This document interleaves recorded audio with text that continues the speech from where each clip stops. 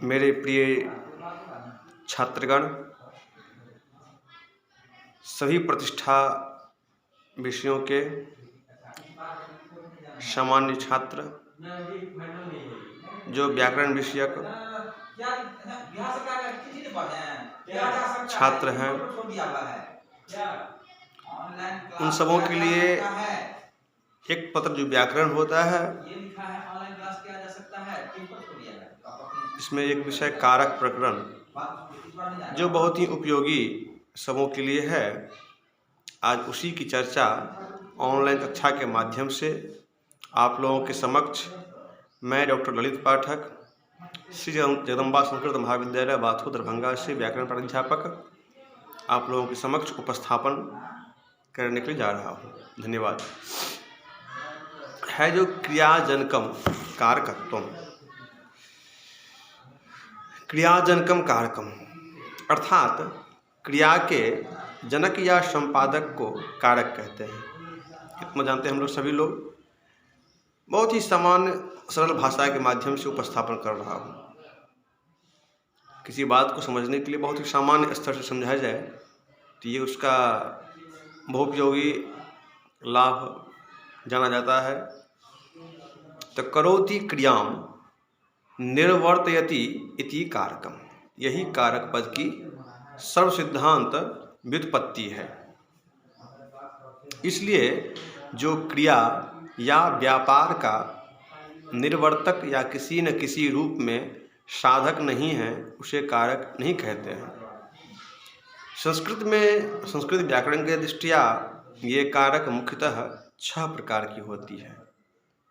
जैसे कि पहला है कर्ता, दूसरा कर्म च, तीसरा करणं च, चौथा संप्रदानम तथैव च, पांचवा अपादानम और छठा है अधिकरणम इत्याहु कारकाणि षट्।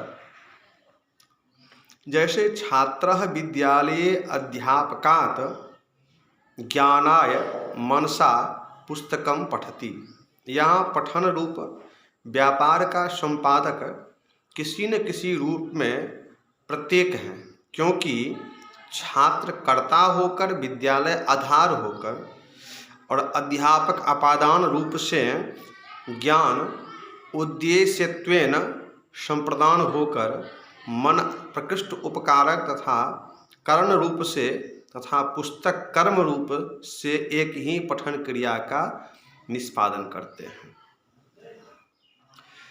जो क्रिया का संपादक नहीं है उसे कारक नहीं कहते हैं। ये तो पहले बतलाए हुए हैं। इसलिए संबंध और संबोधन संस्कृत में कारक नहीं माने गए हैं, क्योंकि हे बालक त्वम रामस्य वस्त्रम पश्य। यहाँ पर देखो, इस व्यापार में कर्ता त्वम है कि है, न कि बालक। और राम केवल वस्त्र का संबंध बतलाता है, न कि व्यापार का संपादन करता है। इसलिए संबंध और संबोधन कारक नहीं है। पूर्वोक्त कर्ता, कर्म, संप्रदान, अपादान और अधिकरण, इन 6 कारकों में क्रमशः प्रथमा, द्वितीया, तृतीया, चतुर्थी, पंचमी और सप्तमी विभक्ति होती है। संबंध में षष्ठी और संबोधन में प्रथमा की भांति ही विभक्ति होती है। तो नमः, स्वस्ति, बिना, नाना, ऋते आदि कुछ अव्यय शब्दों के प्रयोग में विभक्तियाँ होती है। उन विभक्तियों को उपपद विभक्ति कहते हैं। जहाँ उपपद विभक्ति और कारक विभक्ति दोनों की प्राप्ति रहती है, वहाँ कारक विभक्ति ही होती है। उपपद विभक्तेः कारक विभक्तिर्बलीयसी। जैसे मुनित्रयं नमस्कृत्य, जहाँ नमः के योग में चतुर्थी विभक्ति से बलवती, जो नमस्करण रूप क्रिया के योग में द्वितीया कारक विभक्ति है, वही होती है। जहाँ एक ही शब्द में दो कारक विभक्तियों की प्राप्ति हो, वहाँ अधोलिखित कर्म के अनुसार उत्तरोत्तर पर विभक्ति होती है। यथा अपादान संप्रदान करणाधार कर्मणाम कर्तुश्चोभय संप्राप्तो परमेव प्रवर्तते। जैसे पश्य बालको गच्छति, यहाँ पर पश्य का कर्म होने के कारण बालक से कर्म विभक्ति द्वितीया की प्राप्ति है, और गच्छति का कर्ता होने के कारण उससे कर्तृ विभक्ति प्रथमा की भी प्राप्ति है। किंतु यहाँ पर इस पूर्वोक्त कर्म में पर जो कर्तृ विभक्ति प्रथमा है वही होती है प्रथमा विभक्ति। प्रातिपदिकार्थ लिंग परिमाण वचन मात्रे प्रथमा सूत्र है, पाणिनि का सूत्र है। प्रातिपदिकार्थ परिमाण लिंग परिमाण वचन मात्रे प्रथमा। प्रातिपदिकार्थश्च लिंगं च परिमाणं च वचनं च इति प्रातिपदिकार्थ लिंग परिमाण वचनानि इतरेतर द्वंद्व तानि एव इति प्रातिपदिकार्थ लिंग परिमाण वचन मात्रम तस्मिन् प्रथमा स्यात्। द्वंद्व समास में के अंत में या आदि में सूर्यमान जो पद रहता है उसका प्रत्येक के साथ संबंध होता है। इसलिए तो कहा भी गया काष्ठवृत्ति में जो द्वंद्वान्ते द्वंद्वादवो वा सूर्यमानं पदम प्रत्येकम अभिसंबध्यते। इसलिए यहाँ मात्र पद का संबंध प्रातिपदिकार्थ आदि प्रत्येक शब्द के साथ होगा। अतः इसका अर्थ हुआ जो प्रातिपदिकार्थ मात्र में प्रातिपदिकार्थापेक्षया लिंग मात्र के आधिक्य में तथा परिमाण मात्र के आधिक्य में एवं वचन मात्र में प्रथमा विभक्ति होती है। प्रातिपदिकार्थ का अर्थ है सत्ता। प्रातिपदिकार्थ सत्ता अथवा स्वार्थ और द्रव्य, या स्वार्थ द्रव्य और लिंग, या स्वार्थ द्रव्य लिंग और संख्या, या स्वार्थ द्रव्य लिंग संख्या एवं कारक।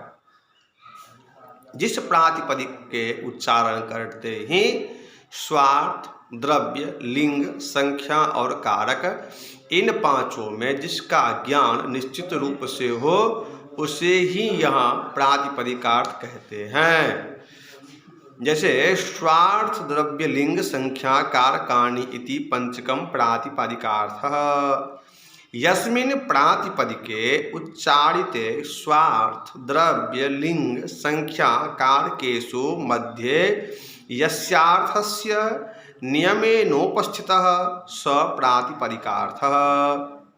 इसलिए उच्चैः नीचैः आदि और लिंगक एवं सत्ता मात्र बोधक अव्यय शब्दों से तथा रामः सीता एवं ज्ञानम आदि नियत लिंगक शब्दों से प्रातिपदिकार्थ मात्र में प्रथमा विभक्ति होती है। अस्तु जिन शब्दों का लिंग निश्चित नहीं है उन शब्दों से लिंग मात्राधिक्य में प्रथमा होती है। जैसे ततः तटी तटम तथा कृष्णः कृष्णा कृष्णम इत्यादि विशेषण शब्दों में लिंग मात्राधिक्य में प्रथमा विभक्ति होती है। परिमाण मात्रे प्रथमा का उदाहरण है द्रोणः तंडुलः अथवा खाड़ी साली आढ़कम चूर्णम इत्यादि परिमाण मात्र में प्रथमा करने से द्रोण रूप परिणाम से परिच्छिन्न अर्थात तौला हुआ तंडुल ऐसा अभिष्ट अर्थ होता है। पुनः यहाँ यदि प्रातिपदिकार्थ में प्रथमा होती तो द्रोण रूप तंडुल ऐसा अर्थ होता जो कि अभिष्ट हमें नहीं है। वचन मात्रे प्रथमा का उदाहरण है एक दो बहवः आदि। यहाँ पर एकत्व, द्वित्व तथा बहुत्व, एक, द्वि और बहु शब्द का जो है, शब्द से क्रमशः उक्त होने पर भी वचन मात्र में प्रथमा विधान करने के कारण प्रथमा विभक्ति होती है। अन्यथा उक्तार्थ नाम प्रयोग। इस नियम से यहाँ एकत्व, द्वित्व और बहुत्व के द्योतक क्रम से सु और जस विभक्ति नहीं आती। संबोधने च सूत्र एक है, संबोधने च जो पाणिनि सूत्र है, अभिमुखीकृत्य ज्ञापनम संबोधनम, अभिमुखीकृत्य ज्ञापनम संबोधनम। संबोधने अधिके गम्ये भी प्रथमा स्यात्, संबोधने अधिके गम्ये भी प्रथमा स्यात्, अर्थात जो वस्तु पहले से सिद्ध है उसे अभिमुखीकरण को संबोधन कहते हैं।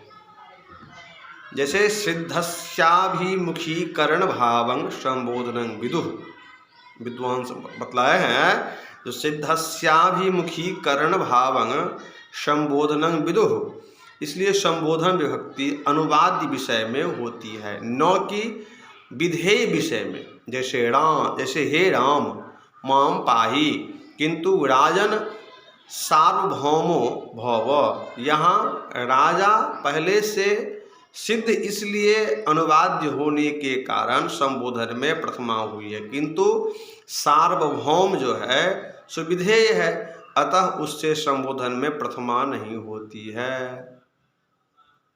अस्तु, पुनः द्वितीया विभक्ति कर्म कारक जो है, तो इसका पाणिनि सूत्र है जो कर्तुर इप्सिततमं कर्म, कर्तुः इप्सिततमं कर्म, कर्तुः व्यापारेण प्राप्तुम यत इष्टतमं तत्कारकम कर्म संज्ञम भवति। कर्ता के व्यापार के द्वारा प्राप्त करने में अत्यंत अभिष्ट जो कारक उसे कर्म संज्ञा होती है। यह कर्म तीन प्रकार का होता है, निर्वर्त्य, विकार्य और प्राप्य। संस्कृत में कहा गया है, यद संजायते पूर्वं जन्मना यत प्रकाशते तन निर्वर्त्य विकार्य च कर्म द्वेधा व्यवस्थितम। प्रकृत्युच्छेद संभूतम किंचित काष्ठादि भस्मवत किंचिद गुणांतरोत्पत्त्या स्वर्णादि विकारवत क्रियाकृत विशेषाणां सिद्धिर्यत्र न गम्यते दर्शनाद अनुमानाद्वा तत्प्राप्य किम इति कथ्यते। अब उत्पाद्य को निर्वर्त्य कर्म कहते हैं, अर्थात जो पहले से नहीं है, क्रिया के द्वारा उत्पन्न होता है। जैसे घटं करोति, पुत्रं प्रसूते आदि। विकार्य कर्म वह है जो प्रकृति का उच्छेद करके अवस्थांतरण को प्राप्त करता है। जैसे काष्ठं भस्म करोति, सुवर्णं कुंडलं करोति, तंडुलान ओदनं पचति आदि। प्राप्य कर्म उसे कहते हैं जिसमें कर्ता की क्रिया से कुछ विशेषता नहीं होती है। जैसे ग्रामं गच्छति, चंद्रं पश्यति, शास्त्रं पठति, धनम इच्छति आदि। कर्मणि द्वितीया भी एक सूत्र है, पाणिनि का ही है। अनुक्त कर्म में द्वितीया विभक्ति होती है जब सकर्मक धातु से कर्ता में तिंग या कृत प्रत्यय होता है, तब कर्म अनुक्त रहता है, वहाँ द्वितीया विभक्ति होती है। जैसे मधुरं खादति, हरिं सेवते, ग्रामं गतवान इत्यादि। कर्म उक्त होने पर कर्म से प्रथमा विभक्ति होती है। जब सकर्मक धातु से कर्म में तिंग या कृत प्रत्यय होता है तब कर्म उक्त हो जाता है, वहाँ प्रथमा विभक्ति होती है। जैसे भक्तेन हरिः सेव्यते, लक्ष्म्या सेवितः विष्णु इत्यादि। कर्म का अभिधान जैसे तिंग और कृत से होता है वैसे ही तद्धित समास और निपात से भी होता है। जैसे सतेन कृतः सत्यः अश्वः, यहाँ पर सत्यः से तद्धित यत प्रत्यय से अश्वरूप कर्म उक्त हो गया, अतः द्वितीया नहीं हुई। एक क्षण।